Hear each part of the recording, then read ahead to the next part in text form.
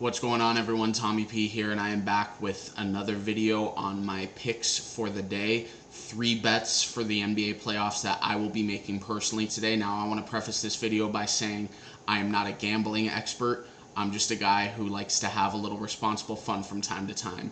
So yesterday's video, I gave you 3 picks, and unfortunately we did not do so well. We were 1 and 2 on the evening, with the only bet covering was the Warriors. So today we're going to try to go 3-0. Let's see if we can do it.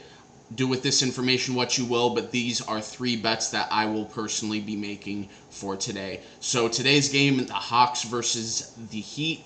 I am taking the Hawks, who are currently a +7.5. Now listen, the Hawks seem to fall victim in game 1, having traveled to 3 different cities and 3 games in 6 days. So, and it was evidenced, right, by the Hawks choosing to rest their starters for the 4th quarter. And Atlanta, I feel, should be better prepared and better rested for this game. Miami's defense is just so physical, and they keyed in on Trae Young, and he was shut down. It was one of, if not his worst game of his NBA career. But I do not expect that to happen again, because let's just face it, Trae Young's just too damn good. And I also think John Collins needs to and will play better in game 2. And it's just going to be hard for Miami to keep this high-powered offense down the way they did in game 1. I like Miami to win, but I also like the Hawks to cover a +7.5. Now, second game of the evening, we have the Minnesota Timberwolves and the Memphis Grizzlies. I like Minnesota as a +7. So the good sign for Memphis heading into game 2 is that Minnesota should cool off from the outside. It would be very difficult for them to repeat that performance in a hostile environment like Memphis. And the Grizzlies, also in the regular season, ranked second in points per game for the in the NBA, and it was right behind the Timberwolves. So you have the number 1 and number 2 scoring offenses in the league, and I still think with the level of play on both sides, it's going to be really, really hard for this to be a blowout for Memphis, because I do like Memphis to win tonight, but I think it's going to be another very close game, high scoring, and I like Memphis to win, but Minnesota to cover the +7. And the third and final game for this evening, we have the Phoenix Suns versus the New Orleans Pelicans. I like the Suns as a -10. Look, having Chris Paul is such a luxury for the Suns, right? The guy just turned back the clock in game 1. The Suns almost blew a 23-point lead. Chris Paul is basically like, okay, hold my beer, that's cute, and he scored 17 points in a row in the 4th quarter, making sure he set the tone for the series. Devin Booker and DeAndre Ayton also chipped in. Booker had 25, Ayton had 21, was phenomenal on the defensive side of the ball.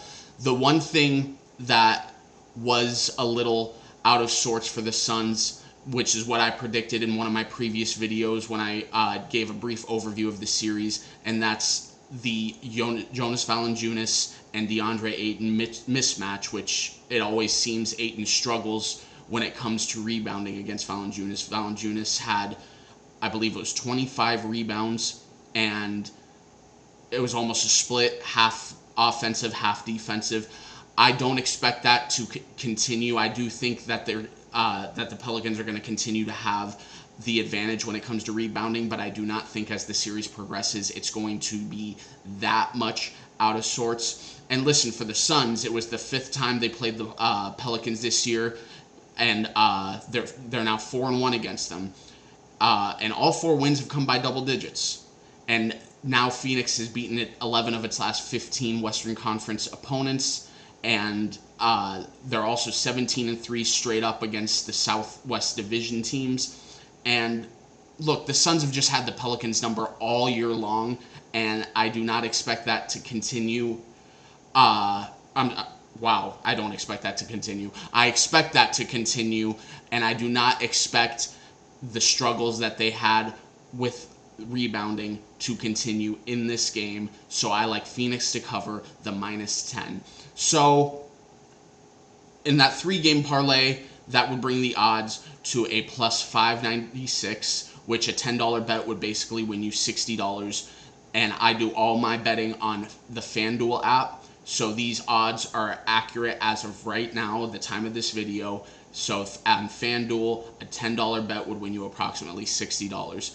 Let's go for 3-0 tonight, guys. And I will talk to you tomorrow with my current picks, and we'll talk about how we did. Comment, like, and subscribe. Thanks, guys. Talk to you later.